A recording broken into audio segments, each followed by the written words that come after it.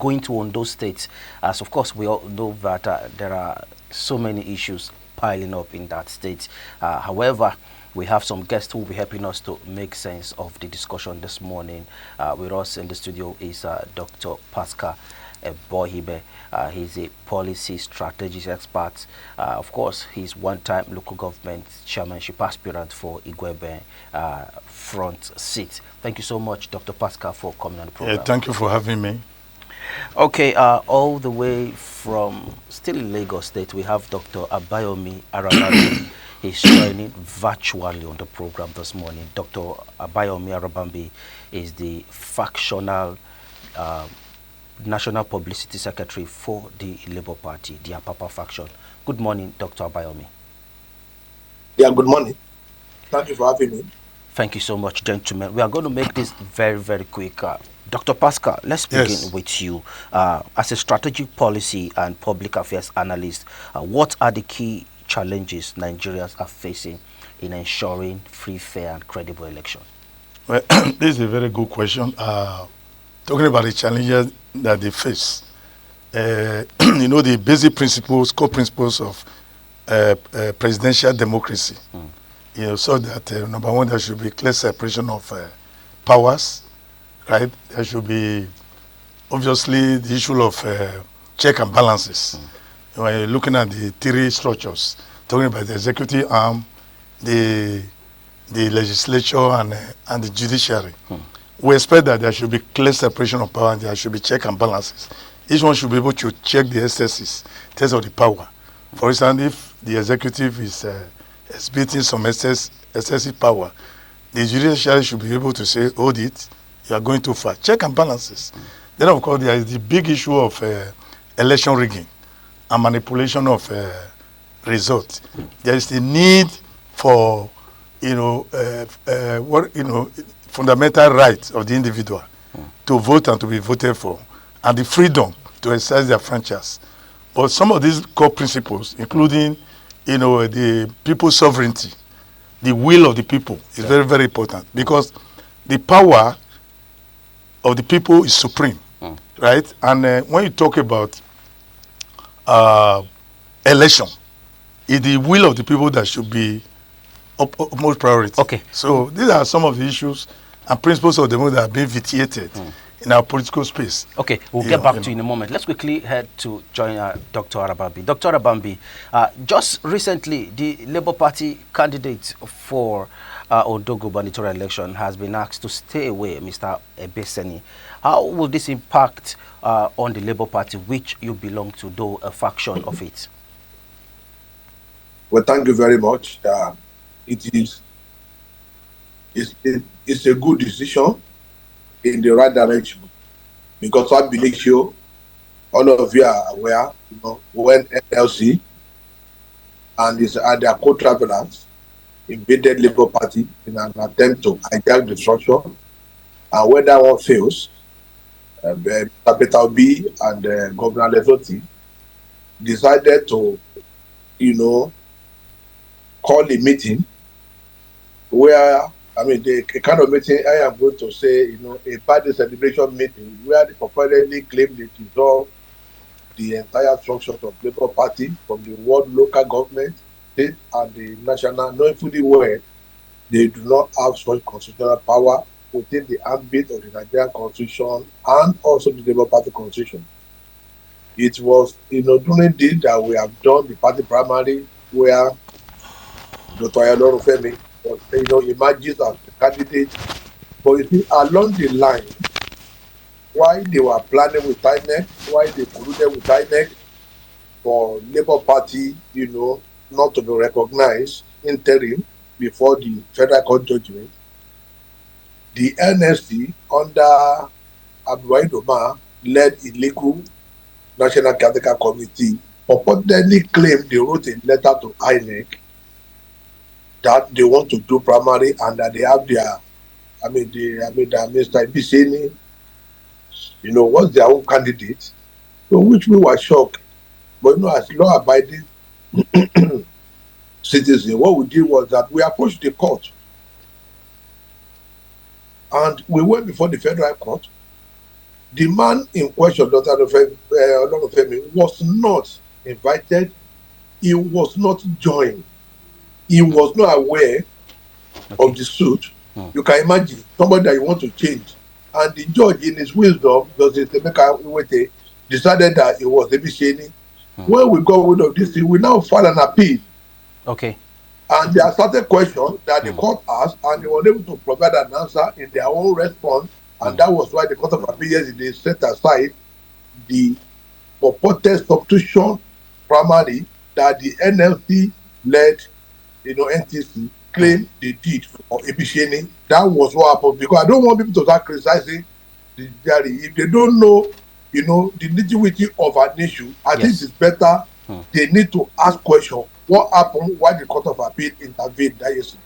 Okay, so you'll be helping us to tell us the fate of Labour Party as far as this election is concerned, and if we are going to have a replacement. But let's return back to where we have Dr. Pascal. Dr. Pascal, yes. In the build-up to a Edo election, there were so many crises. Till now, people are still recovering from the aftermath of the election. We have a governor already in Edo, but however, some people allege that they were vote buying, but the two major parties, you belong to the PDP and the APC too, were fingered in the vote buying process. How are we going to stop these whole issues as far as Ondo election is concerned?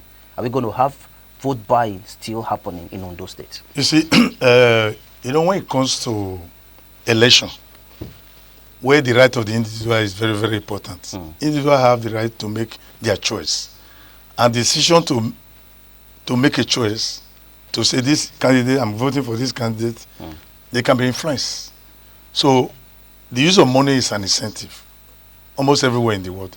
Even the recent American election, you heard about that millionaire who spent Elon Musk, who spent well over $100 million US dollar. That's just speculation and allegation. No, he spent. They spent. Did you see any video making round on the internet? No. For that of Nigeria election, you see politicians moving from one point to another, you find out that, sharing money. Yeah, you find out that for me, because of the high cost of living and the low poverty of our people, the use of money is inevitable. That is not, for me, that is not the issue, because it's a level playing ground for all the political parties. Where the issues are, right, are around the issue of rigging and manipulating results, right? The use of electronic voting system, what I call digital voting, has helped the matter in Nigeria. But if they allow it to go through the process up to the transmission result and collation of results, uninfluenced by the federal might or any other power that be, then of course the issue of transparency and independence as well as integrity of the electoral process will be guaranteed in this country. So for me, the issues that are very, very critical have nothing to do with vote buying, because there's nothing you can do about it. It could be done in their house even before the election day. How will you know whether they have been given money to vote for a particular candidate? As a seasoned politician, now you're telling us vote buying has come to stay in Nigeria. For me, it has come to stay. It has come. Because there's nothing they can do about it. But it can be avoided. It can be avoided if it is possible to remove money from the whole business of politics in this country. Because somebody that is going to be elected, he likes to spend money to buy votes. If he gets elected, he wants to recoup the money back. So he sees the process of seeking election as an investment. So for me, I do not expect any political, any person going for an elective position to go to the open, use his agent to be giving money to people to vote. But many of them have been very strategic about it, that they would have spent the money for the electorate even before the day of election. Okay, Dr. Abayomi, let's reconnect with you now. You're going to help us. What is the fate of Labour Party as far as Nigeria politics is concerned? We saw how they came distant third in the Edo election. And now in Ondo State, you seem not to have a candidate. What's happening to Labour Party, Dr. Abayomi? Well, thank you very much. I think the issue we have centered around Mr. Peter Obi and Governor Lesotho. These are people who deliberately, have been conducting themselves in such a treacherous manner against the established rule and the constitutional framework of Labour Party. Now, why do I say they be conducting themselves in a treacherous manner? Is it when you are coming from a PDP to Labour Party, you should know that the people you are meeting there are not just bunch of political bystanders that you are just going to trample upon. Now, after the election, every one of you in Nigeria knew that the chairman of Labour Party National Convention was the deputy governor of Abia State, where Well, Dr. Bayomi, it seems your network is breaking there. Let's return back to the studio. Dr. Pascal, yes. Reflecting on the recent Edo State election, what key lessons do you believe can be applied to ONDO to improve the electoral outcome there? This is a very good question. For me, the number one lesson had to do with the transparency, of the collation process. If you recall the election in Edo State, right from the polling booth up to the transmission result through the electronic method, which was a real time, transmission of result, it was clear of the party that was on the edge, winning. But where the problem started is the collation of result by ANEC, which was not done in the open. So the lesson there is that for Edo, particularly for ONDO State, is that they should insist that the collation of result by ANEC must be done in the open. In other words, with live streaming, with all the television houses, independent observers, who report real time, and the public will be viewing the collation process so that everything will be seen to be transparent. Whoever comes out at that point as the winner, it will be declared the winner, truly reflecting the voting of the people. Okay. So the popular sovereignty of the people, for me, is a key principle of presidential democracy. If it's not there, then there's no democracy in Nigeria. Okay. Like somebody will always say, if it didn't they, it didn't they. So for Nigeria now, we have to put all this in place. But however, we'll get back to you, Dr. Abayomi. You will help us. I don't know if you're back now, Dr. Abayomi. I'm back. Okay, you were I'm sharing back. insight into the fate of Labour Party as far as Nigeria election is concerned, especially in Ondo State. So just like I was saying, after the convention, they now came, with this postulation that Abure tenure has expired. That was how they started the issues in Labour Party. But one thing that is very constant about Alex Oti and Peter was that they claimed they wanted to save Labour Party then because INEC failed to allow Abure and Farouk into their quarterly consultative meeting, with political leaders. When we knew their trick, the party went to court, and immediately Federal Court passed judgment that the convention complied with Section 82 of the Electoral Act that says when you want to, do a convention, you have to notify and then you give them 21-day notice. And after that, if you fail to now notify them, that's Section 2.5, then your district will not be allowed. That was what happened. So when the Federal Court now gave judgment, I am shocked that they now proceeded to file an appeal. Now, if truly you are for Labour Party unity, when a Federal Court has now granted an order, recognizing that same executive, what are you appealing for? It shows they have their own hidden agenda, an agenda to just capture Labour Party for their own selfish desire against the will and aspiration of the people that were in that party before. There is nothing, as far as I'm concerned, there is no attribute of Mr. Peter Obi or Governor Lesotho, wherever they are coming from, that will make them to think we can just assume leadership of Labour Party, and that will also bring us to issue of people accusing INEC and co of rigging.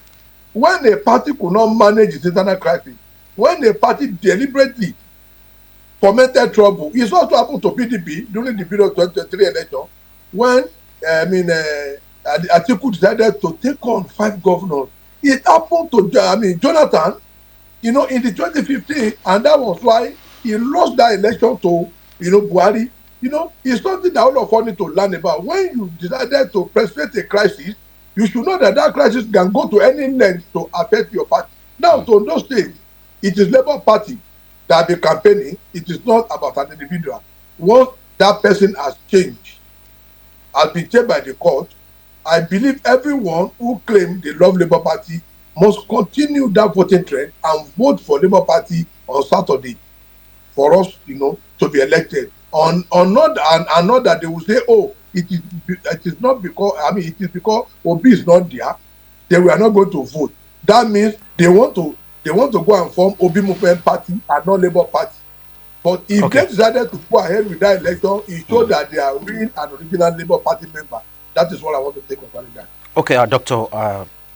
Eboime now. Yes. What is the future of democracy in Nigeria?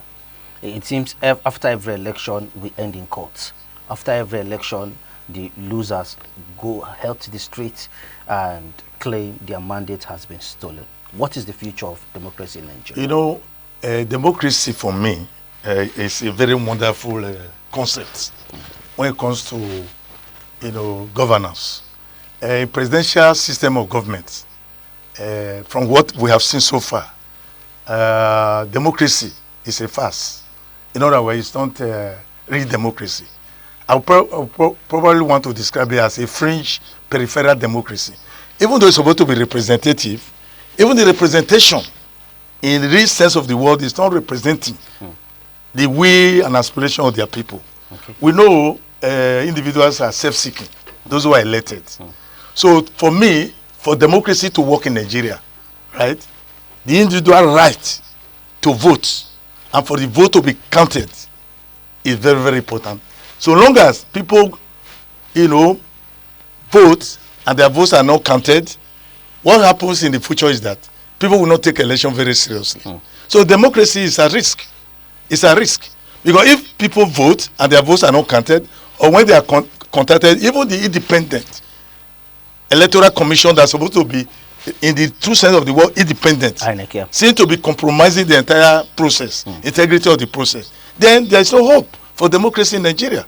For me, it is going to be a big setback, in what I call civilian democracy. Okay. Because if you come to look at what is happening in those states, for instance, everyone was convinced, up to 99%, that PDP was going to win, and actually it won. But the independent electoral commission, ANEC, that was set up to be independent and to be fair and transparent, the transparency extent of it is being called to question. Actually won the election, an APC candidate was declared winner. Yes, that's the way it is. There's something you can do. You can't outrightly say PDP won the election. No, because a winner was announced. To the people, they felt PDP won the election. Okay, but to the system, a different party was announced, which of course people believe it was the influence of federal might. Okay. The court will decide on that. But unfortunately, the judicial system has been compromised. Okay. Remember, I made mention of the need for separation of powers. I also made mention for check and balances. In democracy, these are core principles. They don't exist. Okay. Because they don't exist. The power of the executive is so overwhelming that even the legislature and the judiciary, as structural branches or arms of government, do not really exist in reality. Okay. Dr. Bayomi, this is going to be your final take. Are we going to see federal might play out in Ondo State? Because in the build-up to the election, there are allegations or speculations that some people from the PDP are already pitching tent with APC. The smaller parties in the state are already going to hide under the cover of the APC. So it seems APC is having a kind of upper hand there. But are we going to see federal might play out as speculated? You see, the issue of federal might has been canvassed by that my brother actually really existed. And it has, it's not an issue that just began now. It is an issue that has been on for a very long time because successive administration have decided to pulverize our system. they have decided, to decimate the economy of Nigeria so that when election comes, they will give them crumb for them to vote. An angry man is an angry man. Let me appeal to government, the present administration. They should make life more bearable for Nigeria so that at least Nigeria will be able to take their destiny in their hands. Now, to the political circle, I am not, going to hide my feelings there. If we are cohesive, the current administration can be sent packing in 2027. But because of individual differences, Okay. because of our individual differences, Yes. was why you see the bigger party coming in to take advantage. When we cannot unite our differences, you understand, then the bigger party will definitely come into the picture, and see the day. Now, to INEC, mutilation of results is a criminal offense. When somebody writes 2 and somebody now go and put 0 behind, and you are now altering that for COA, such a person should be sent to prison. And I also want to advise that people that do such a thing, we should amend our constitution for capital punishment. It is a crime for anybody to change the will of the people in the open, like was done in ONDO, where you see results being mutilated, change, with all manner of, biro, and the person will still have the audacity to sign, and one presiding officer will still go ahead to announce such to the public. It is unacceptable. And I want to advise Mr. President, let us make it a capital punishment, that when you committed such an offense, it should be a capital punishment for the offender. Thank you very much. Thank you very much, Dr. Abayomi. Dr. Pascal, this is going to be your final take. I want you to predict who's going to take the lead, APC, PDP. There's internal squabble within the APC, right from the primary. For Loki Ayedatiwa, who's an APC, and Agbola Ajayi also they're from the same senatorial district. Okay. So the vote is going to be divided. And meanwhile, there are a lot of criticism against the economic policy and agricultural policy of the incumbent government, right, by the PDP.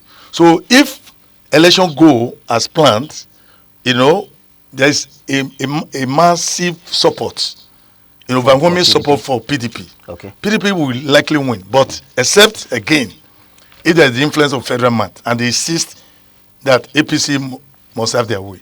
But otherwise, from what I can see going on with the squabble within APC, right from the primary, and then of course the economic and agri policies, right, of the APC, which have been heavily criticized by PDP. And I'm sure the people will be ready to say, okay, let's have a change instead of continuity of APC.